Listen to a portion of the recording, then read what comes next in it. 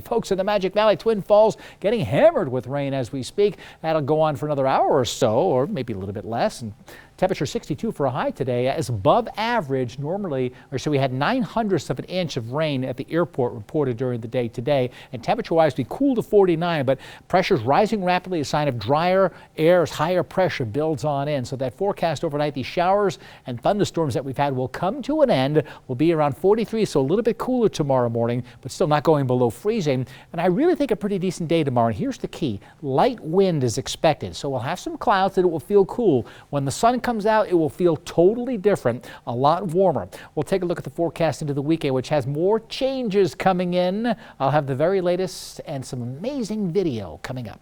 All right, thanks, Scott. After 3 days of searching, the Ada County Coroner's Office locates the next of kin for the suspect killed in the Boise Foothills shooting Saturday morning.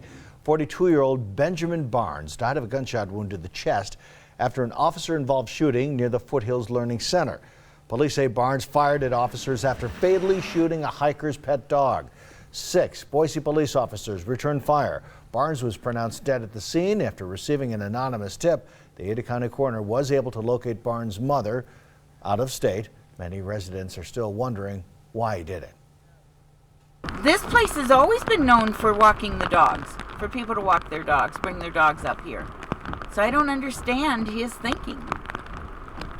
I don't understand anybody hating like this.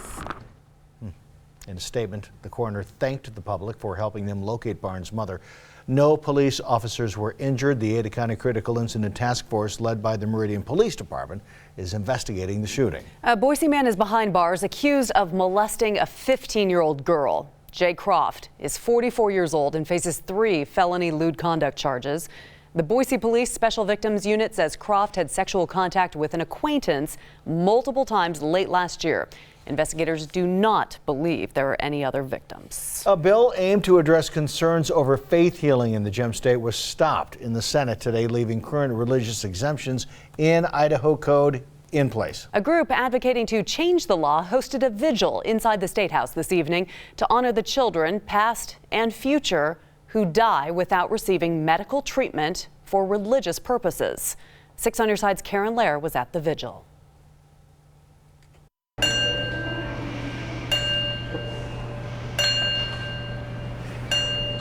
The sound of silence and a single ringing bell fills the State House in an effort to honor Idaho children who die of poor health, never receiving medical attention. There's been 3 in the last 4 months. One was Sunday.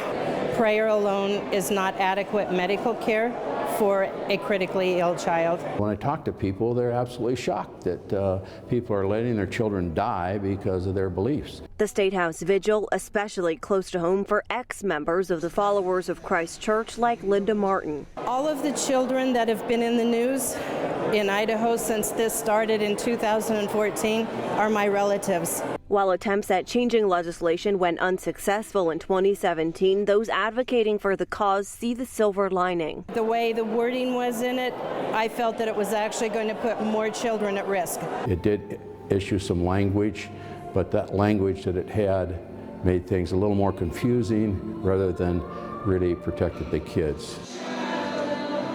The vigil, an effort by the coalition Protect Idaho Kids, attracted dozens of strangers who stood in song and silence, leaving politics aside and focusing on the children at the center of the controversy. When people come out that don't know these children, to remember them and to take time to try to protect them, it means quite a bit, because I did know the children. I know the families. I've watched this for 3 generations. It's time for it to stop. Hopefully next session we will get a bill that will repeal some of these laws. Karen Lair, 6 on your side. A bill aimed at giving the victims of crime more rights was shut down by an Idaho House panel today. The bill would have amended the state's constitution to require crime victims be notified of a call of all court proceedings. It also would have declared that full and timely restitution is right. Opponents argued the law would increase workloads and costs for an already strapped criminal justice system. Just talked about this with Scott a couple of minutes ago. As snow continues to melt in the higher elevations, creeks and rivers are bulging from the high water, causing damage in some areas. At Moores Creek, take a look. This is this afternoon. Next to Highway 21, the water is deep and moving fast. Flows have eroded away parts of the riverbanks and pushed debris downstream. Residents near this small wooden bridge that leads to 9 homes say it has been taking a beating. Debris has caused enough damage to the bridge that some residents are worried it will give way. The logs and trees are getting slammed into it like a catapult. You know, there's a lot of damage that's been occurred. The residents say they're working to figure out who owns the bridge so they can get it fixed when the water isn't as high. Today, Governor Butch Otter signed a state of disaster for 7 North Idaho counties. And tonight, a Sandpoint family is safe and together after a mudslide nearly destroyed their home and took them down with it. Reporter Drew Reeves has the story. We heard the rumble. It took only 60 seconds. I asked my mom, I was like, what is that noise? For danger to hit. I screamed, mudslide. And I told my girls, run. Well, this is where the mudslide began. The mud started racing down this hill as the family tried to rush inside this home. One woman getting trapped outside of the home. Her husband and her son rushed down this hill with the mud. It was one of the most helpless feelings because you couldn't do anything. It felt like concrete. Concrete enclosed around me. I couldn't move. I just had to float with it. As mud and logs pinned Kara McClinton against the house, she thought this was the end for her and her family. I couldn't see my husband or my kid. I thought I lost them. But she didn't. Christopher managed to grab onto a wooden pallet and put his son on higher ground, his little pink shoe left behind. I said, well, the only thing I thought about was getting my kid to safety. I didn't care about me because you know, when you become a parent, you take an oath to take care of your kids, and that was the first thought that came through my head, is make sure this little boy gets safe. Meanwhile, Kara's mother, Dina, couldn't make it to the house in time and laid in the snow, waiting for the inevitable. I was just waiting for something to take me out. I was waiting for the mud to either wash me away, a tree to fall on me, a boulder to roll on me, and praying that my family was okay.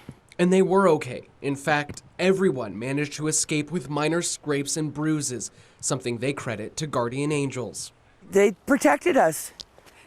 I don't know. There's nothing else I can say. That's the only thing. We all believe it's true. With this home now filled with bad memories, Kara and Christopher plan on moving to be with his family in Wyoming. Thinking you're going to die and leave your kids there.